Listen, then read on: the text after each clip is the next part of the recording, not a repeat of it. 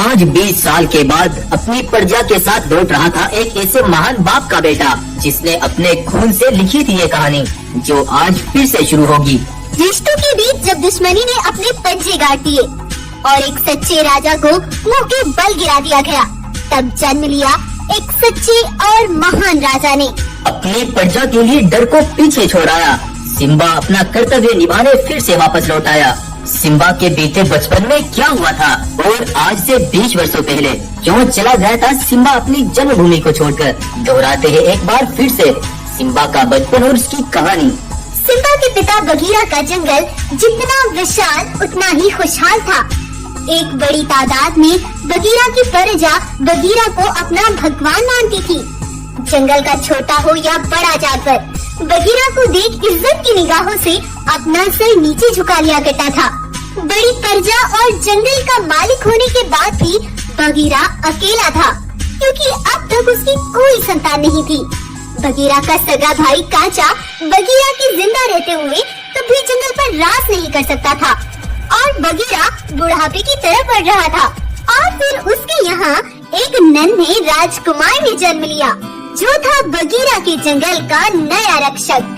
इधर बगीरा के जंगल को नया वारिस मिला, तो उधर बगीरा के सगे भाई ने हाथ मिला लिया था बगीरा के सबसे बड़े दुश्मन दादी चीता से। एक उम्र बीतने के बाद अब मैं राजा बनता, तो उधर उस बगीरा के बेटे सिम्बा ने जन्म ले लिया। मेरे सालों का सपना अधूरा रह गया। अगर बगीरा का नया वारिस जिंदा रहा तो मैं कभी राजा नहीं बन पाऊंगा और मैं ऐसा होने नहीं दूंगा। चिंता मत करो कांचा, जल्द ही कुछ सोचते हैं।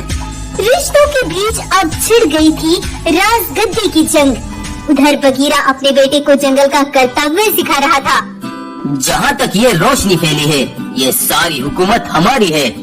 याद रखना, एक बादशाह की हुकूमत सुबह के सूरज की तरह चढ़ती और शाम के सूरज की तरह ढलती है।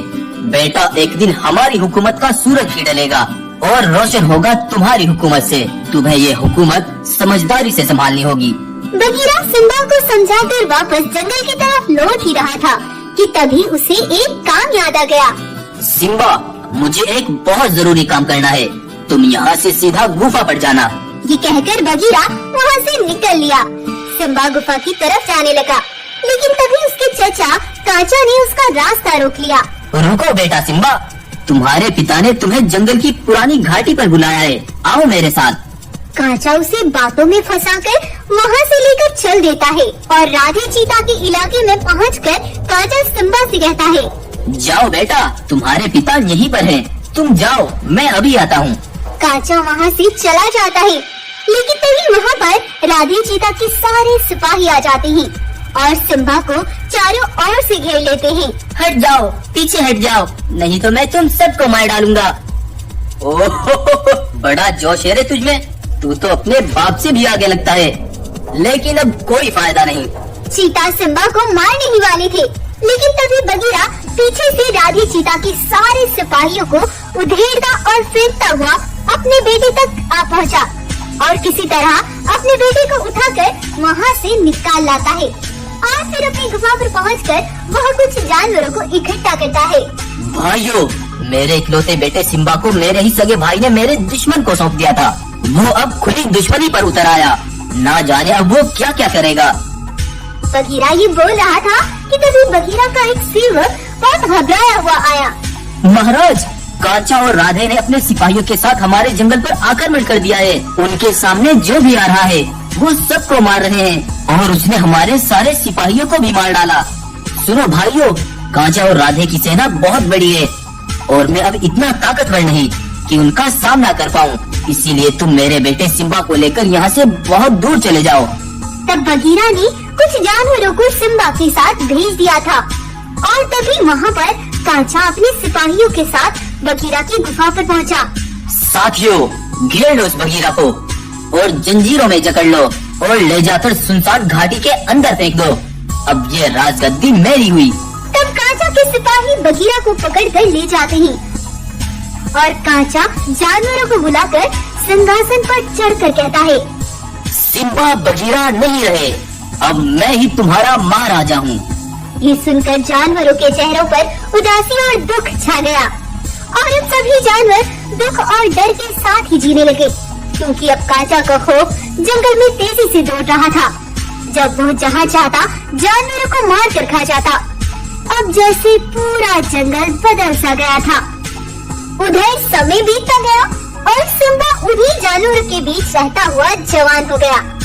एक बार सिम्बा अकेले पहाड़ी पर खड़ा था। तभी पीछे से सिम्बा का दोस्त कहता है, सिम्बा दोस्त, हमेशा याद रखना कि तुम कौन हो। तुम एक सच्चे राजा के पुत्र हो। समय आ चुका है जवाब देने का। तो तैयार हो जाओ वीरू। हम आज ही अपने जंगल के लिए निकलेंगे और अपना जंगल फतह करेंगे। तो ये थी 20 साल पुरानी कहानी और आज सिम्बा फिर से वापस लौटा। जंगल पहुंचकर सिम्बा को पता चलता है कि काली घाटी की पहाड़ियों के बीच काचा ने आज भी उसके पिता को बंदी बनाकर रखा है। तब रात के समय सिम्बा चुपके से उसी घाटी तक पहुंच जाता है और काचा के दोनों सिपाहियों को चुपके से मार देता है और अपने पिता को निकालकर वहां से एक सुनसान जगह पर लाता है। सिम्बा को जवाब देख बगीरा की खुशी का ठिकाना न था।